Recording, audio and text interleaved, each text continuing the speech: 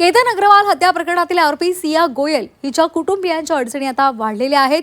विनापरवाना व्यवसाय सुरू असल्यामुळे प्रवीण गोयल यांचं पुण्यातलं मार्केट यार्ड इथलं दुकान एफडीएनं सील केलेलं आहे। दरम्यान जर अन्नपदार्थ खायला अयोग्य असतील तर या प्रकरणात त्यांना जन्मठेपेची शिक्षा सुद्धा होऊ शकते। या संदर्भात एफडीएच्या सह आयुक्तांशी संवाद साधलेला आहे आमचे प्रतिनिधी कैलास पुरी यांनी। पाहूया। ही कारवाई करण्यात आलेली आहे।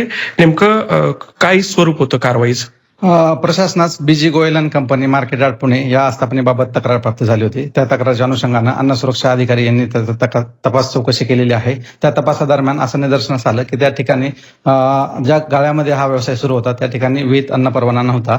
त्यामुळे सदर ठिकाणी पुढील आदेशापर्यंत व्यवसाय बंद करण्याचे निर्देश देण्यात आलेले आहेत। तसेच तपासणी दरम्यान 4 अन्न नमुने घेण्यात आलेले आहेत। तर त्या अन्न नमुन्याचे विश्लेषणासाठी प्रयोगशाळेत पाठवण्यात आलेले आहे। काय शिक्षेची काय तरतूद आहे समजा त्याच्यामध्ये भेसळ आढळली तर?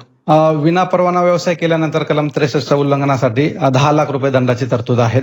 तसेच त्यामध्ये सबस्टँडर्ड कॅटेगरीच्या फूड जर विश्लेषण अहवालामध्ये घोषित झालं तर त्या केसेसमध्ये 5 लाख रुपये दंडाची तरतूद आहे।